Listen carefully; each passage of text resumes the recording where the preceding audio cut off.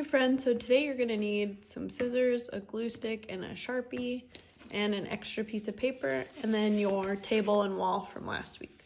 So the first thing we wanna do is get our scissors. Make sure you're always cutting away from yourself. You're never cutting towards yourself, right? Make sure you're really using those scissors nicely and not, and being careful with them, right? So the first thing you wanna do is you want to make a strip that's going to become your coffee mug, right? So you want to make it pretty thick. So I would say, and if you want to measure, that's fine. If you measure, I would make it about 4 inches. So I line it up here, 1, 2, 3, 4. So I would make a mark right at 4 inches. And you can make it as long as you want. Just know that you're going to fold it. So you can kind of just guess. I usually just guess. So I can start cutting away from me. And I think I could probably go about even halfway is probably fine. Halfway through the paper, or you could go a little longer. And so you're just cutting out a rectangle. Okay, so once you have that rectangle, go ahead and put that to the side. And the next thing we're gonna do is see this little square that's left? I would actually just cut that off and save it and put it to the side in a minute. So let's put this away. So now I have my coffee mug and my extra paper. Put the extra paper to the side. So this is now your chance to decorate your coffee mug. One thing you could do is make a horizontal line like that. And then you could design this top part, like the top of the mug, with pattern. And then you could do the rest of the mug with pattern too. Or you could just do mine where it's like all one pattern here, right? I went from the top to the bottom. So I could even do like zigzags here for my next pattern. Or mine are almost like wavy lines instead of zigzag. And then I can even do shapes in here. I can do like a square.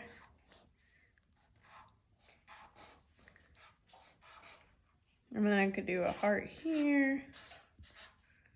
Then repeat it and go back to a square.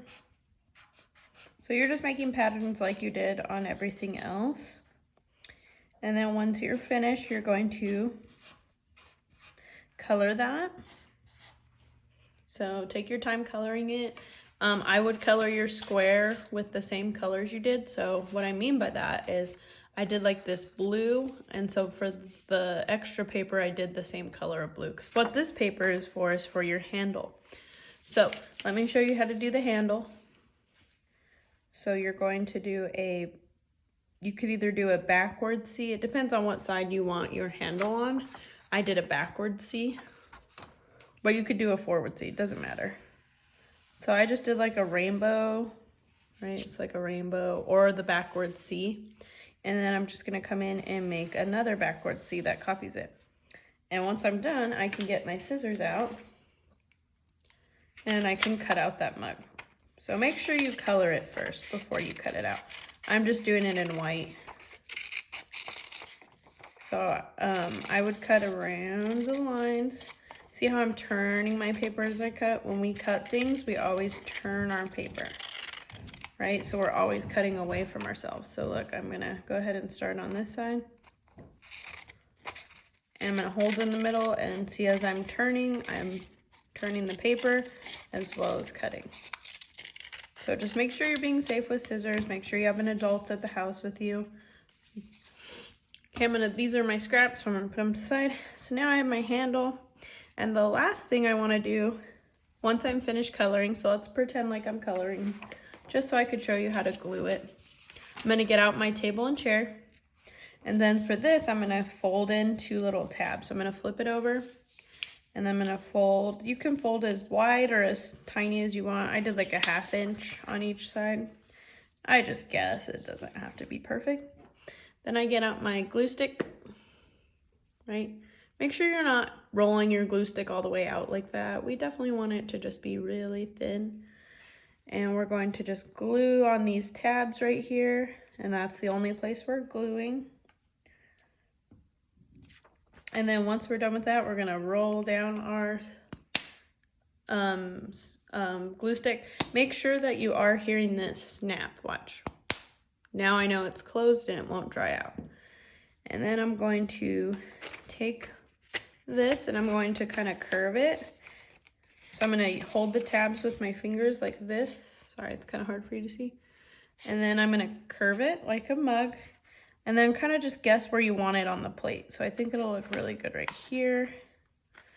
And then you want to hold down on the tab with your fingers for at least 5 seconds. So I would count to 5. Or you could do one like this and then do the next side if you want to. So 1, 2, 3, 4, 5.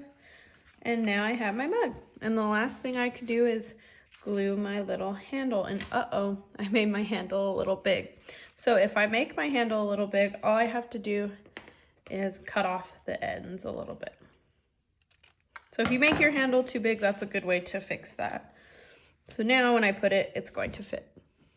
Cool. And I can even cut it lower if I want to. It's up to you guys. I'm gonna actually cut it smaller because I don't want it to look too big, right?